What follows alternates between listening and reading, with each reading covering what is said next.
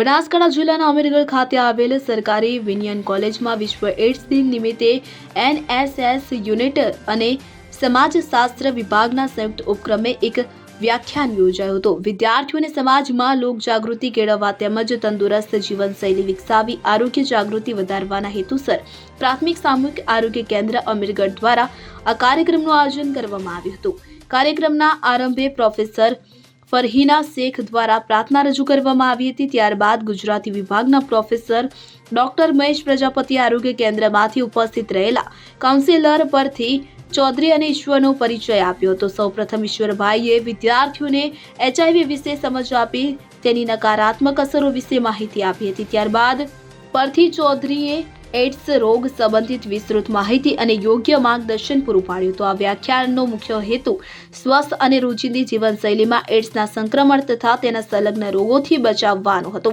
આ વિશે વિશ્વ એડ્સ દિનની ઉજવણી એડ્સ પ્રતિભાવમાં પરિવર્તન વિક્ષેપોને દૂર કરવા થીમ આધારિત રાખવામાં આવી હતી। વિદ્યાર્થીઓમાં તંદુરસ્તી જળવાય અને તેઓ જાતીય અનૈતિક સંબંધોથી દૂર રહે તેમજ લોક જાગૃતિ વિકસે તે અંગે જાણકારી આપવામાં આવી હતી। વ્યાખ્યાન બાદ વિદ્યાર્થીઓએ રેડ રિબન આકાર રચી HIV એડ્સ જાગૃતિ અંગેનો સંદેશ આપ્યો હતો। આ જાગૃતિ કાર્યક્રમમાં મોટી સંખ્યામાં વિદ્યાર્થી ભાઈ બહેનો હાજર રહ્યા હતા અને કાર્યક્રમને સફળ બનાવ્યો હતો।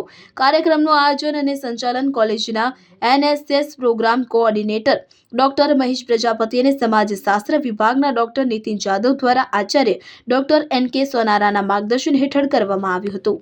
Bureau report CN24 news. હવે જુઓ દેશ દુનિયાની તમામ ખબરો તમારી આંગળીના ટેરવે। ઉઠાવો મોબાઈલ અને Google Play Store પરથી ડાઉનલોડ કરો અમારી CN24 ન્યૂઝ મોબાઈલ એપ।